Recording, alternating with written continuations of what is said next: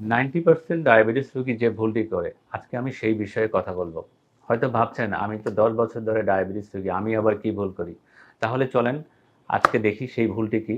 আপনারা অনেকেই হয়তো জানেন ডায়াবেটিস নিয়ন্ত্রণের জন্য সকালে নাস্তার আগে এবং নাস্তার 2 ঘন্টা পরে ব্লাড গ্লুকোজ পরীক্ষা করতে হয়। কিন্তু জানেন কি বেশিরভাগ রোগী এখানে একটি ছোট্ট ভুল করে থাকেন, যার বড় প্রভাব পড়ে তার চিকিৎসার উপর।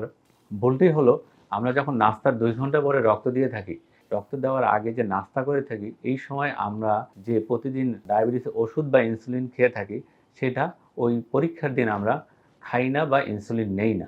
ফলে কি হয়, গ্লুকোজের উপর ওষুধ বা ইনসুলিনের যে প্রভাব থাকে, সেই প্রভাবটা সেদিনকে আর রক্তে গ্লুকোজ পরীক্ষায় ধরা পড়ে না। ফলে খালি পেটে সুগার স্বাভাবিক আসে, কিন্তু নাস্তার পরে সুগার অনেক বেড়ে যায়। চিকিৎসক তখন বিভ্রান্ত হতে পারেন, ভাবেন হয়তো আপনার ডায়াবেটিস নিয়ন্ত্রণে নেই, অথচ আসলে নিয়ম ঠিক না মানার কারণে আপনার মাপাট সঠিকভাবে না হওয়ার জন্য এমন ফল এসেছে। সঠিক নিয়ম হলো খালি পেটে প্রথম স্যাম্পল দিন, তারপর ওষুধ বা ইনসুলিন দিন, তারপর নাস্তা করুন, নাস্তার 2 ঘন্টা পরে রক্তের গ্লুকোজ পরীক্ষা করার জন্য স্যাম্পল দিন। আপনার গ্লুকোজ মাপছি আমরা শুধু ওষুধ বা ইনসুলিন খাওয়ার পর তার কার্যকারিতা কতটা হচ্ছে তা বোঝার জন্য। ঠিকমতো মাপলে চিকিৎসক সহজে বুঝতে পারবেন আপনার জন্য ওষুধ বাড়াতে হবে নাকি কমাতে হবে। আপনার চিকিৎসা হবে আরো সঠিক, আরো নিরাপদ। আপনার সুস্থতা আমাদের কাম্য। এই ভিডিওটি আপনার যদি ভালো লাগে এবং মনে করেন অন্য ডায়াবেটিস রোগীর কাজে আসবে, তাহলে অবশ্যই শেয়ার করুন। সবাই মিলে সচেতন হই, সুস্থ থাকি। আল্লাহ হাফেজ।